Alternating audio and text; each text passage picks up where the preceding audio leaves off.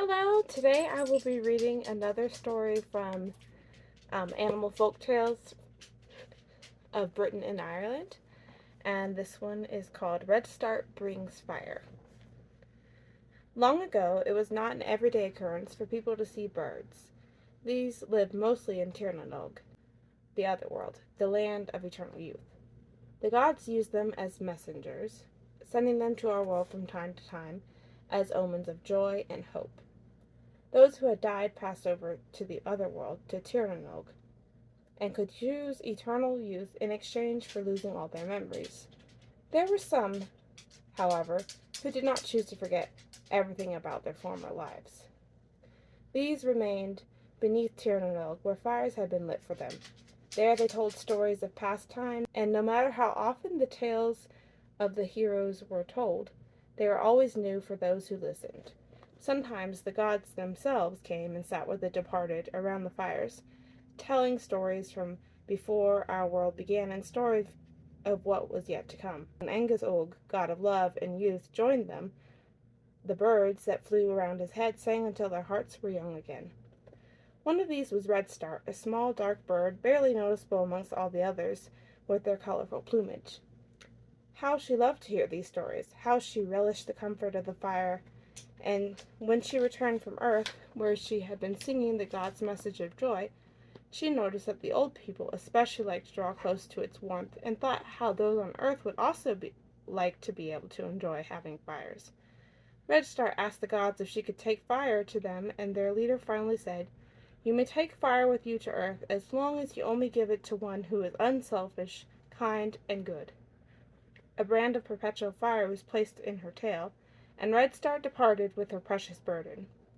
When she arrived, she felt overwhelmed by her task. Earth was so big, and she was so small. How could she find the right person with whom to entrust fire to? The first man she approached didn't know what fire was, and tried to kill her. It was obviously going to be much harder than she had imagined. So, trembling with fear after the attack, she went to Owl to ask for help. Owl advised her to tell her story to Plover, Lark, and Seagull, so that they could tell all those on earth and sea that Redstart had a priceless gift for the one who was the kindliest and least selfish. Her helpers flew far and wide with this news, and before long many men had converged on the bush where she was perched. Each one of them boasted about how good he was, but each, on hearing the others' accounts, grew angry and jealous of his fellows. Soon fights were breaking out, and Redstart, fearful of the violence, flew away.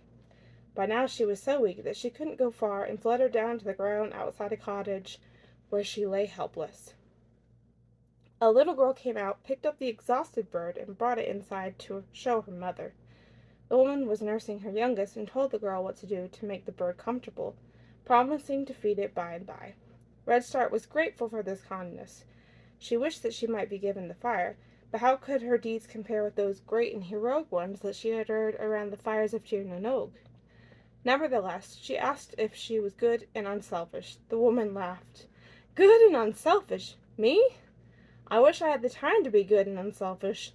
I haven't a spare moment between caring for my husband, our children, the new baby, and another on the way. Just to feed us all in the spring, I must sow, and plant. Summer passes with weeding and tending the beasts out on the pasture, and autumn is taken up with the harvest. If the seasons have been kind, there is even more to reap and prepare, so that I can give it to my neighbors who are old and cannot work the land as they used to. In the winter there is the curing and spinning and weaving, so we may all be clothed and shod." All this was said as she comforted a toddler who had fallen over, stirred the pot for the family supper, and placed a shell of sweet water before the bird. Then she went off on some other errands. Redstart asked her rescuer to bring her some twigs and some pine cones. The little girl brought these, and the bird asked her to fashion them into the shape of a nest. This being done, she crept into it and used her tail to set it alight. When the woman had finished taking her neighbor some milk, pulling some healing herbs that she had planted for an ailing sheep, putting the toddler to bed, and singing the baby to sleep, she had found fire burning on her hearth. The gods rewarded the little bird by giving her fire-colored feathers to remind everyone of that heroic journey. From that day to this, the Redstart is also known by country people as the Fire Tale. That was such a nice little story, huh? if you enjoy these videos and hearing fairy tales or folk tales, please continue to watch my videos, and I will continue reading these stories. I might be starting on a different story, reading a different set of fairy tales from other books, but for now I'm just going to keep going with this for a little bit, and I'll branch out and read more books in the future. And in the meantime, just if there's anyone interested, I am actually working on writing a children's book. So it's still in the design